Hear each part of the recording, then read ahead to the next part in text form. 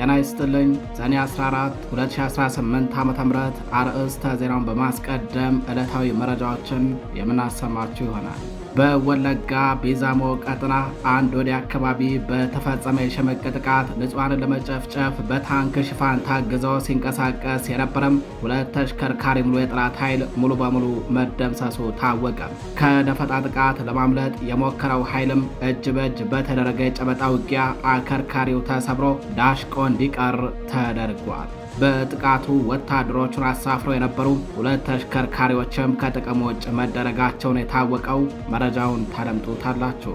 በሌላኛው መረጃችን በወሎ ቤት አማራ ከመርሳ ከተማ በቅርብ ርቀት በሆሮ በተባለ ቦታ መሽገው በነበረም የጠላት ኃይል ላይ በተወሰደ መብረቃዊ ጥቃት ከ20 በላይ ወታደሮች ሙሉ በሙሉ መደምሰሳቸው ታውቋል። በተጋድሎው 18 በላይ የሚሆኑ ወታደሮች ደግሞ በጽኑ ቆስለው በሞትና በሕይወት መካከል የሚገኙ ሲሆን በርካታ የጦር መሳሪያዎችና ተተኳሾች በፋኖ እጅ መግባታቸው ታውቋል። በሌላኛው መረጃችን የቴዎድሮስ ዕዝ የኮማንዶ ዩኒት አባላት በወሰዱት የሽምቅ ጥቃት የጠላት ብልጽግና ኃይልን አሽመድምደው ድል ተቀዳጁ። አርበኞቹ በሶስት አቅጣጫ በወሰዱት የሽምቅ እርምጃም በርካታ የአገዛዙ ወታደሮችን ደምስሰው ቀሪው ኃይል በተንትኖ እንዲወጣ ማድረጋቸው ታውቋል። በሌላኛው መረጃችን መላው የዲያስፖራ ማህበራትና የትግሉ ደጋፊዎች ጠንካራ የጋራ ጥምረት እንዲፈጥሩ የአማራ ፋኖ ብሔራዊ ንቅናቄ የውጭ ጉዳይ መምሪያ አሳሰበ። የአማራ ፋኖ ብሔራዊ ንቅናቄ የውጭ ጉዳይ መምሪያ ምክትል ኃላፊ አርበኛ ደስታው መለሰ ባስተላለፉት መልእክት በሰሜን አሜሪካ የሚገኙ የአማራ ማህበራት የፈጠሩትን ታሪካዊ ጥምረት አድንቀው በሌሎች ዓለም ክፍሎች የሚገኙ ማህበራትም ተመሳሳይ የጋራ ጥምረት እንዲፈጥሩ አሳስበዋል። ታደምጡታላችሁ። የተከበራችሁ አድማጭ ተመልካቾቻችን እነዚህንና ሌሎች የዛሬ ሰኔ 14 2018 ዓ.ም ዕለታዊ የግንባር መረጃዎችን እንዲሁም ሌሎች የሀገር ውስጥና የውጭ መረጃዎችን አጠናቅረን ይዘን ቀርበናል። አብራችሁን ቆዩ።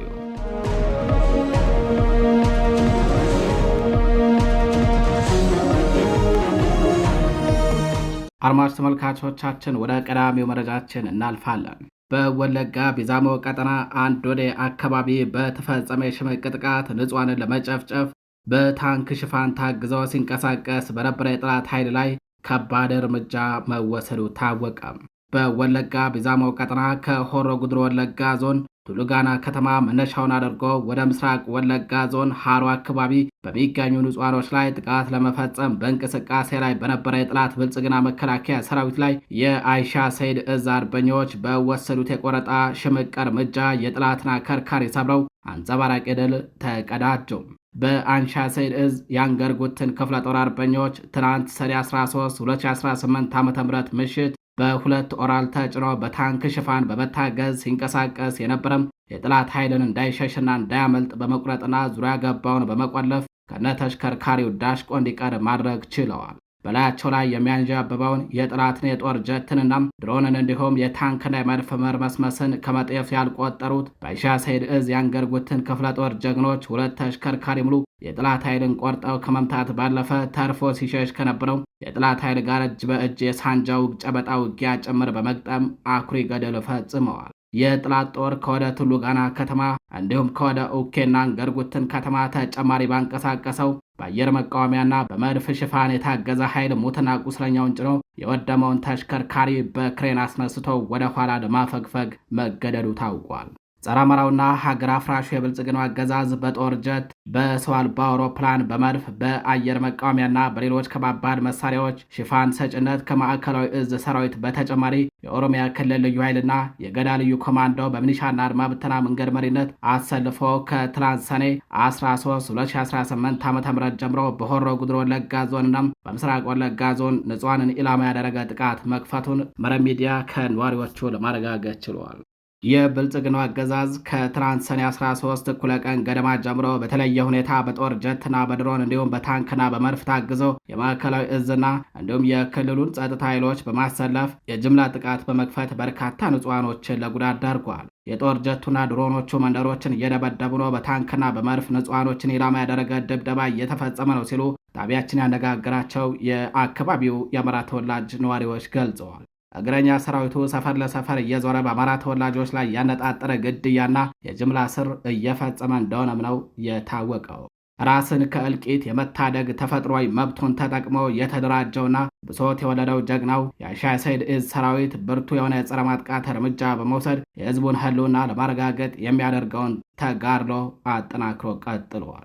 አድማጭ ተመልካቾቻችን ወደ ሌላኛው መረጃችን እናልፋለን። በወሎ ቤት አማራ ከመርሳ ከተማ በቅርብ ርቀት በሆሮ በተባለ ቦታ በተደረገ ተጋድሎ ከ20 በላይ ያገዛዙ ወታደሮች ሲገደሉ 18 ወታደሮች ደግሞ መቁሰላቸው ታወቀ።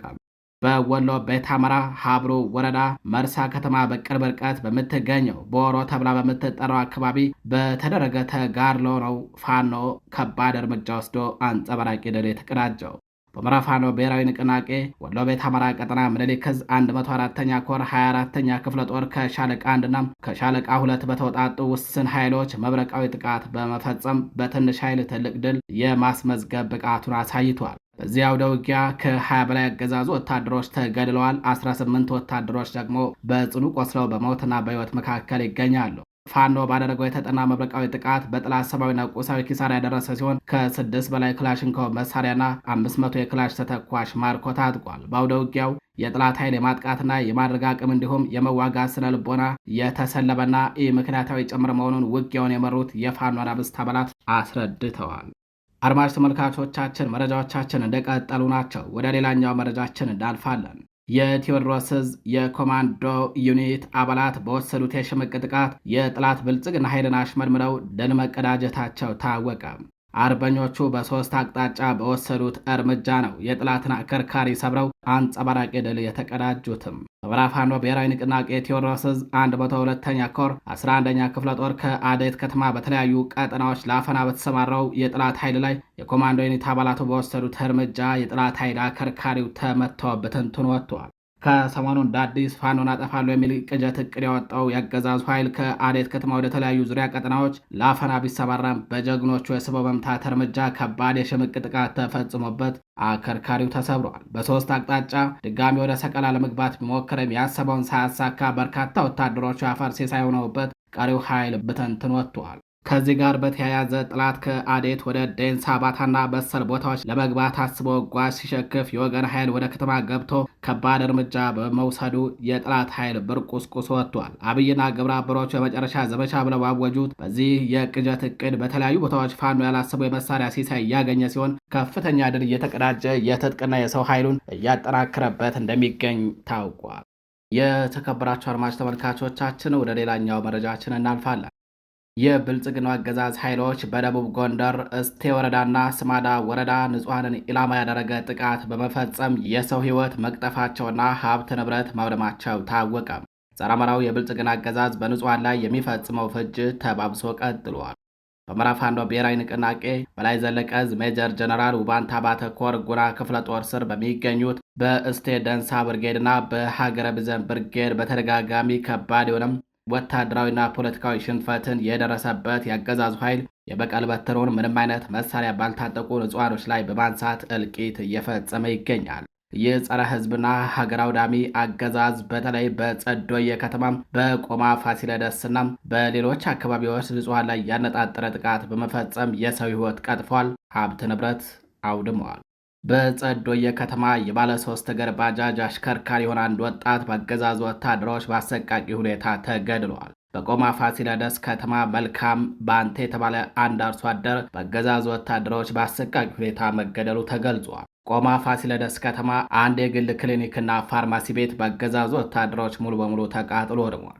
ቆማ ፋሲለደስ ከተማ የግለሰቦች ንብረት የሆኑ የመኝታ አልጋዎችና በርካታ አልባሳት በአገዛዙ ወታደሮች ተቃጥለው ወድመዋል። በእስቴ ወረዳ ደንባ ቀበሌም አንድ ሞተር ሳይክል ተሽከርካሪ በአገዛዙ ወታደሮች ተቃጥሎ ወድመዋል። ለአርሶ አደሩ ሊከፋፈል የነበረ የአፈር ማዳበሪያ በአገዛዙ ወታደሮች ወድሟል። በእስቴ ወረዳ ደንባ ቀበሌ የአገዛዙ ወታደሮች ወደ አንድ አነስተኛ ግሮሰሪ ቤት በመግባት ከ40 ሊትር በላይ አረቂ በጉልበት ጠጥተው የተረፋቸውን ደፍተው መውጣታቸው ታውቋል። በደንባ ቀበሌ ግለሰቦች ለመስኖ እርሻ ልማት በውድ ዋጋ ገዝቶ ያስቀመጡት ናፍጣና ቤንዝል በአገዛዙ ወታደሮች ተዘርፈዋል። በተጨማሪም በምክሬ ከተማ በጸዶየ በገና መምቻ በሸምበቆችና በሌሎች አካባቢዎች ላይ አዛውንቶችን ጨምሮ በርካታ ወጣቶች ከባድ ድብደባና የጅምላ እስር ተፈጽሞባቸዋል። የጥፋት ኃይሉ ከመካነ ኢየሱስ እስከ ቆማ ከተማ ድረስ ንጹሐን ላይ ያነጣጠሩ ጥቃቶችን በማድረስ የሰው ሕይወት ቀጥፏል፣ ሀብት ንብረት በማውደም በህዝብ ላይ የኢኮኖሚ ጄኖሳይድ ፈጽሟል ሲል በአማራ ፋኖ ብሔራዊ ንቅናቄ በላይ እዝ ሜጀር ጀነራል ውባንታ ባተኮር ጉና ክፍለ ጦር በህዝብ ግንኙነት ክፍሉ በኩል ለመረብ ሚዲያ በላከው መረጃ ገልጿል። ወደ ሌላኛው መረጃችን እናልፋለን። 3 ዘመናዊ ጥቁር ክላሽንኮቭ መሳሪያ የታጠቁ የአገዛዙ ወታደሮች በምኒልክ ዕዝ 101ኛ ኮር 35ኛ ክፍለ ጦርን ተቀላቀሉ። የአገዛዙ ሰራዊት በየጊዜው እየፈረሰ ወደ ፋኖ እየተመመ ሲሆን የአብይ አህመድ አገዛዝ መዋቅር በብድር የሚገዛው ዘመናዊ መሳሪያና በከፍተኛ ወጪ የሚያሰለጥነው ወታደር በየጊዜው ወደ ፋኖ በመትመም የፋኖን የትጥቅና የሰው ኃይል አቅም እያሳደገው ይገኛል። በጥላት ደቡብ ዕዝ 205ኛ ኮር ስታፍ ከመርሳ ከተማ በመነሳት 3 ጥቁር ዘመናዊ ክላሽንኮቭ በመያዝ በአማራ ፋኖ ብሔራዊ ንቅናቄ ምኒልክ ዕዝ 101ኛ ኮር 35ኛ ክፍለ ጦርን ተቀላቅለዋል። ፋኖን የተቀላቀሉት እነዚህ ያገዛዙ ወታደሮች በ35ኛ ክፍለ ጦር አመራሮች ደማቅ አቀባበል ተደርጎላቸዋል ሲል የ101ኛ ኮር ህዝብ ግንኙነት ክፍል መረጃውን አደርሰዋል። በሌላኛው መረጃችን የእነማይ ወረዳ ጊዜያዊ መንግስት በ2 ቀበሌዎች ላይ ሰፊ ህዝባዊ ውይይት ማካሄዱን አስታወቀም። ውይይቱ የተካሄደው በእነማይ ወረዳ ደብረገነት መሌና ወንዳንሳ ቁስቋም ቀበሌ ላይ ነው። በእነማይ ወረዳ ደብረገነት መሌና ወንዳንሳ ቁስቋም ቀበሌ ነዋሪዎች ጋር በአማራ ህዝብ የህልውና ትግል ወቅታዊ ሁኔታዎችና በህዝብ አስተዳደር ስራዎች ላይ ሰፊ ውይይት መካሄዱን በቴዎድሮስ ዕዝ 201ኛ ኮር 64ኛ ክፍለ ጦር በህዝብ ግንኙነት ክፍሉ በኩል ለመረብ ሚዲያ በላከው መረጃ ገልጿል። የእነማይ ወረዳ ጊዜያዊ መንግስት አመራሮች በመሩት የስብሰባ መድረክ የፍትህ አሰጣጥ፣ የቀበሌ መልካም አስተዳደር፣ ህገወጥ የወል መሬት ማስከበር፣ የፋይናንስና ሎጂስቲክ አሰባሰብ እንዲሁም የህልውና ትግል ወቅታዊ ሁኔታን በተመለከተ በሰፊ ውይይት ተካሂዷል። የውሳኔ አቅጣጫዎችም ተቀምጠዋል። በውይይት መድረኩ የተገኙት ነዋሪዎች እንደተናገሩት የአብይ አህመድ አምባገነን አገዛዝ በአማራ ህዝብ ላይ ከፍተኛ የሆነ በደልና ጭቆና እያደረሰ ቢገኝም ይህንን አምባገነን ስርዓት ለመገርሰስ መስዋዕትነት እየከፈለ ከሚገኝ አማራ ፋኖ ጎን እንደሆኑ በሰፊው አስረድተዋል ሲል ክፍለ ጦሩ በህዝብ ግንኙነት መምሪያው በኩል ለመረብ ሚዲያ በላከው መረጃ ገልጿል። የተከበራችሁ አድማጭ ተመልካቾቻችን ወደ ሌላኛው መረጃችን እናልፋለን። መላው የዲያስፖራ ማህበራትና የትግሉ ደጋፊዎች ጠንካራ የጋራ ጥምረት እንዲፈጥሩ የአማራ ፋኖ ብሔራዊ ንቅናቄ ምክትል የውጭ ጉዳይ መምሪያ ኃላፊ ጥሪ አቀረበም። የአማራ ፋኖ ብሔራዊ ንቅናቄ የውጭ ጉዳይ ምክትል መምሪያ ኃላፊ አርበኛ ደስታው መለሰ ባስተላለፉት ወቅታዊ መልእክት በሰሜን አሜሪካ የሚገኙ የአማራ ማህበራት የፈጠሩትን ታሪካዊ ጥምረትን አድንቀው በሌሎች ዓለም አቀፍ ክፍሎች የሚገኙ ማህበራትም ተመሳሳይ የጋራ ጥምረት እንዲፈጥሩ አሳስበዋል። አርበኛው የፋኖ ትግል ማንኛውንም አይነት የተረኝነት ክበብ ሙሉ በሙሉ ሰብሮ ዳግም የማይመለስበትን ስርዓት ለመገንባት ያለመ መሆኑን አስገንዝበዋል።